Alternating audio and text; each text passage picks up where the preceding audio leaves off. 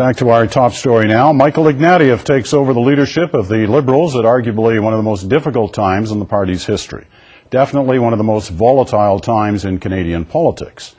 In just a few minutes, Jack Layton will be along with his thoughts on what's gone down and what lies ahead. But first, Liberal leader Michael Ignatieff joins us from Ottawa. And I guess we should start with congratulations, although sometimes I got to say that party leaders take a lot of hits. So I'm not sure whether congratulations are in order, but let's start on that note. You had a chance to talk with the Prime Minister a couple of hours ago, and I'm wondering what happened in that discussion on the phone.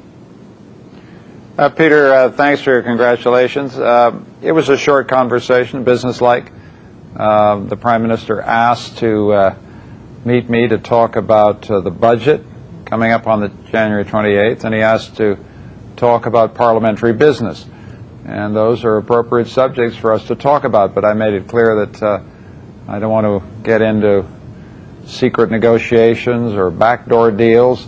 I'm there to listen to the Prime Minister because he's the Prime Minister of Canada, and then we'll decide what we have to do from there. So you will go ahead with that meeting, no preconditions?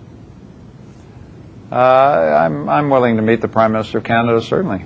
Well, I asked that because I had the sense listening to you earlier today that in terms of any, he talked last night here about reaching out to you, listening to your ideas about what should be in the budget, that you were suggesting today you won't get into any kind of a discussion like that until you hear the numbers.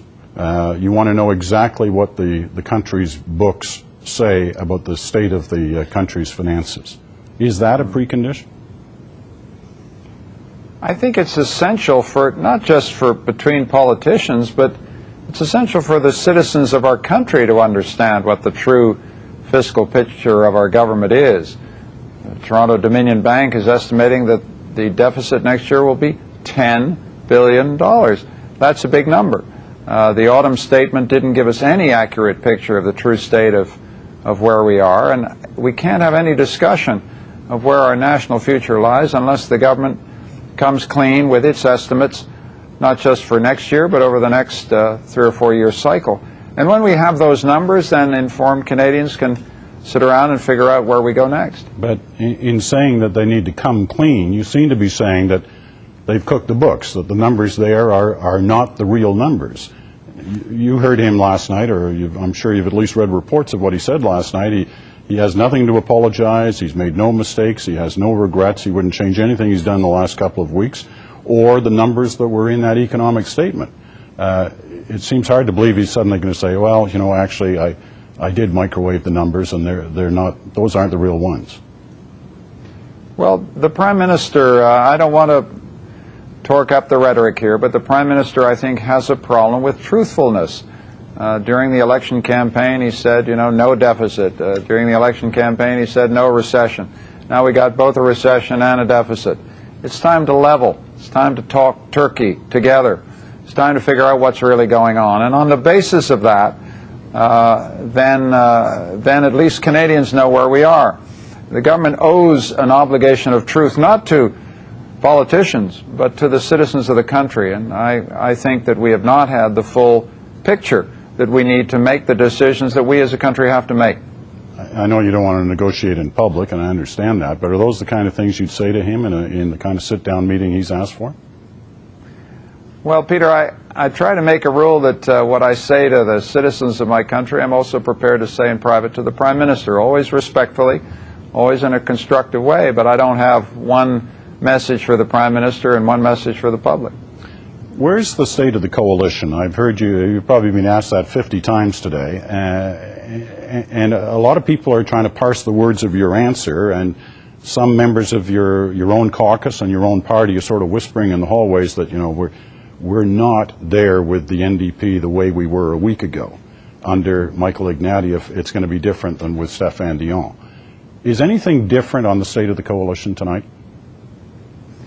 Well, Peter, I can tell you that I had a short conversation with Jack Layton tonight. I had a short conversation with Monsieur Duceppe tonight.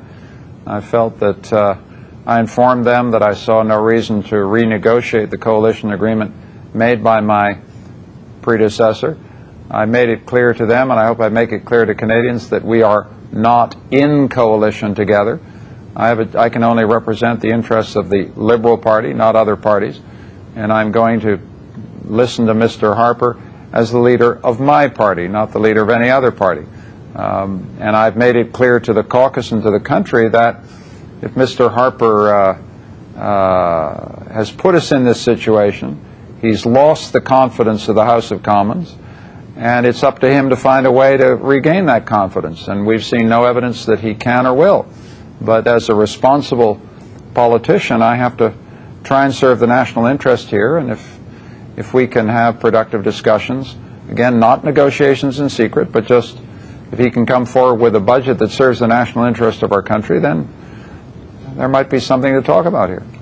You make it sound, and you've done this a couple of times today, that both Mr. Layton and Mr. Ignatieff are partners with you in the coalition. Are all three parties in this coalition? I thought there were just two. The agreement is between Mr. Layton's party and my party, with a concurrence in a separate agreement with Mr. Ignatieff. It's all down on paper. There are no secrets. It's available for public inspection and discussion. And I've concluded this agreement forms the basis, were the Governor General to turn to us to form a coalition government. But we're on the 10th of December, Peter, and the events that we're discussing or hypothesizing about would only occur after the budget on the 26th of January. And men and women in political life need to listen to our fellow citizens over Christmas. We need to reflect carefully on what the best way forward for the country is, and I feel confident we can find a way forward. I'm going to leave it at that for tonight, but we look forward to talking to you.